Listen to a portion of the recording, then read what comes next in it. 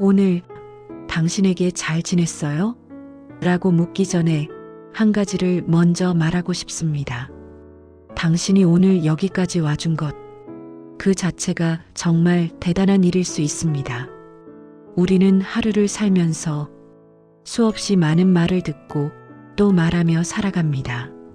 누군가의 말 한마디가 마음을 붙잡기도 하고 반대로 말 한마디가 하루를 무너뜨리기도 하죠. 그래서 오늘은 말을 이야기하려고 합니다. 그리고 그 말이 어디에 기대어 서야 하는지도요.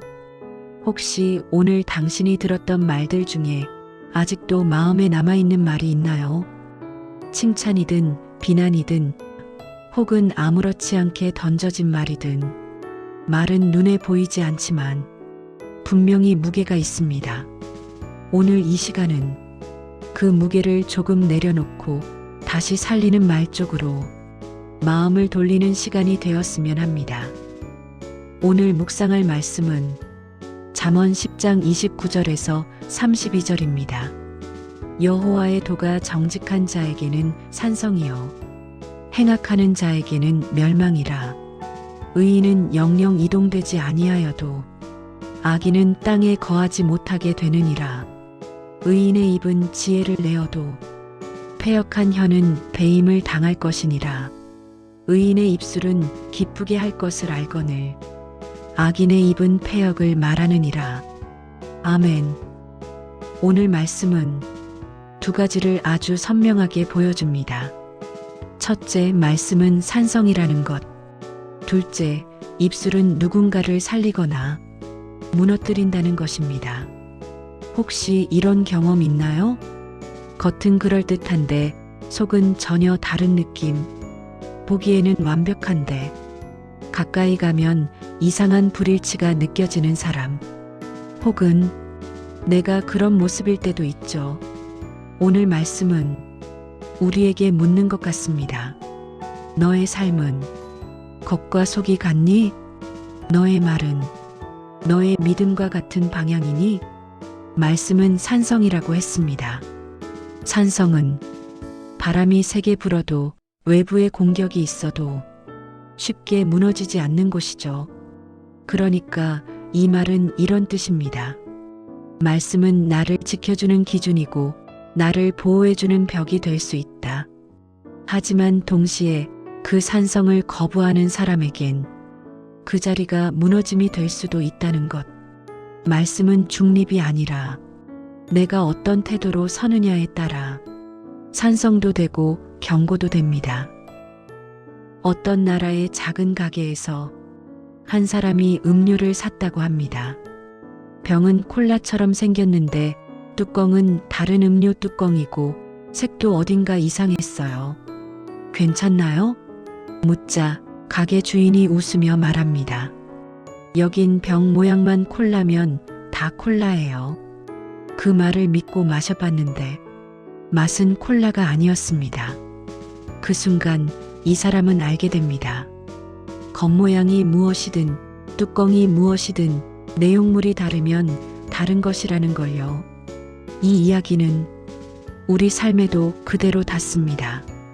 겉으로는 믿음처럼 보이는데 내용물은 전혀 다를 때 말씀의 모양은 붙어 있는데 실제 결정의 기준은 내 욕심인 때 나는 기독교인의 병을 들고 있는데 안에는 다른 음료가 들어있던 날들. 그럴 때 말씀은 조용히 말합니다. 병 모양이 아니라 내용물이 중요하다.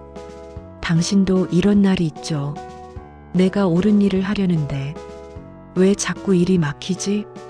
좋은 뜻으로 시작했는데 왜 문이 안 열리지? 그때 사람은 흔들립니다. 나를 의심하고 상황을 원망하고 기도도 줄어들고 마음은 조급해지고. 하지만 어떤 사람은 그 막힘 앞에서 이렇게 말합니다. 아, 지금은 아니구나. 다른 길이 준비되어 있구나. 그 차이는 무엇일까요?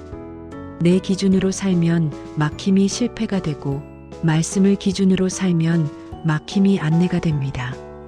말씀은 내가 가고 싶은 곳보다 내가 가야 하는 곳을 보여줄 때가 있습니다. 그리고 그때 필요한 건 속도가 아니라 신뢰입니다. 오늘은 거창한 결심을 하지 않아도 됩니다. 대신 하나만 정해봅시다. 오늘 내 결정 하나는 말씀 쪽으로 기울이겠다. 예를 들면 이런 겁니다. 화가 날 때 바로 말하지 않고 한번 멈추기. 손해가 보여도 정직을 선택하기. 비교가 올라올 때 감사 한 줄 적기. 내가 옳다보다 내가 사랑하겠다를 선택하기. 말씀은 산성입니다. 오늘 당신이 그 안으로 들어가면 당신의 마음은 조금 덜 흔들릴 수 있습니다. 오늘 말씀은 말합니다. 의인의 입술은 기쁘게 할 것을 안다고요. 이 말이 참 따뜻하면서도 사실은 어렵습니다. 불평과 비난은 에너지가 없어도 나옵니다.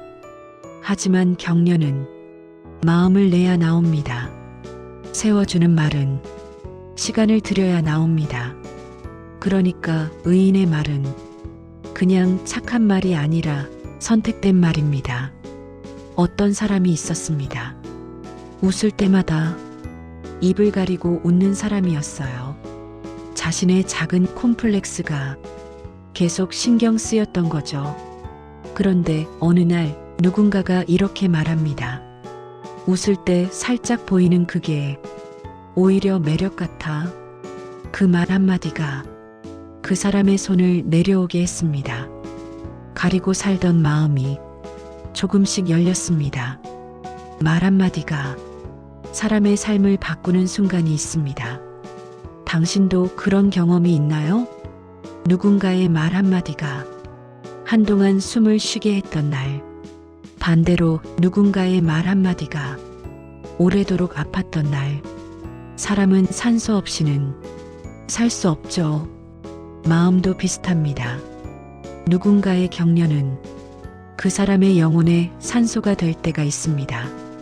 당신의 말이 누군가에게 숨이 될 수도 있어요. 그래서 오늘 입술에 대해 이렇게 기도해도 좋겠습니다. 하나님, 내 입술이 누군가의 숨이 되게 해주세요. 어떤 사람은 강한 사람처럼 보입니다. 큰 싸움도 이겨낼 것 같고 믿음도 흔들리지 않을 것 같죠. 하지만 사람은 말 한마디에 무너질 때도 있습니다. 협박 한마디, 조롱 한마디, 넌 안 되라는 한마디. 그 말이 그 사람을 형편만 보게 만들면 마음은 급격히 작아집니다. 그래서 살리는 말은 이렇게 해야 합니다. 형편만 보는 눈을 하나님 쪽으로 다시 돌려주는 말. 지금은 힘들어도 끝이 아니야. 너는 혼자가 아니야. 조금만 더 가보자. 그 한마디가 사람을 다시 일으킵니다. 오늘은 세상을 바꾸자고 하지 않겠습니다. 대신 오늘 당신이 살릴 수 있는 한 사람을 떠올려 봅시다. 가족, 친구, 동료 혹은 당신 자신, 그리고 아주 짧게 말해보는 겁니다. 고마워. 수고했어. 괜찮아. 나는 내 편이야. 하나님이 너를 놓지 않으셔. 의인의 입술은 기쁘게 할 것을 안다고 했습니다. 그 말은 오늘의 당신에게도 가능한 말입니다. 세상은 보통 말합니다. 성공하면 축하해. 하지만 어떤 집에서는 이런 일이 있었다고 합니다. 딸이 시험을 봤는데 원하던 점수가 나오지 않았어요. 그런데 부모가 말합니다. 오늘은 너를 축하하고 싶어. 왜요? 정직을 선택했기 때문이야. 시험 도중 부정행위를 할 기회가 있었는데 그걸 거절했다는 이유로 세상 기준으로는 손해였지만 말씀 기준으로는 그게 살아있는 선택이었으니까요. 어쩌면 우리도 이런 축하가 필요합니다. 넘어졌는데도 정직을 선택한 나를 축하해. 손해를 봤는데도 사랑을 선택한 나를 축하해.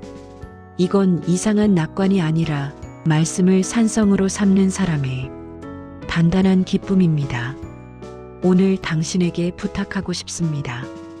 다시 큰 계획이 아니라 작은 정렬 하나, 말씀을 내 판단의 기준으로 두기, 내 입술을 누군가의 숨으로 쓰기, 딱 이것이면 됩니다. 정직하게 살면 때로 손해볼 수 있습니다. 하지만 그 손해 속에서 당신은 더 단단해질 수 있습니다. 말씀은 산성이니까요. 오늘 우리는 두 가지를 붙잡았습니다. 말씀은 산성이고 입술은 사람을 살릴 수 있다. 병 모양이 아니라 내용물이 중요하다는 것도요. 당신이 믿는 사람이라면 오늘 하루 겉모양이 아니라 내용물로 살아가는 사람이 되기를 바랍니다. 말씀을 산성으로 삼고 누군가를 살리는 말로 하루를 채우는 사람이 되기를 바랍니다. 하나님, 오늘 제 삶이 겉과 속이 다르지 않게 해주세요. 제가 하고 싶은 것보다 제가 해야 하는 것을 선택하게 해주세요. 말씀을 산성으로 삼아 흔들리는 날에도 그 안에서 숨을 쉬게 해주세요. 그리고 제 입술이 누군가를 무너뜨리는 말이 아니라 누군가를 살리는 말이 되게 해주세요. 형편만 보던 눈이 하나님을 보게 되는 그 한마디를 제게도 허락해 주세요. 예수님의 이름으로 기도합니다. 아멘.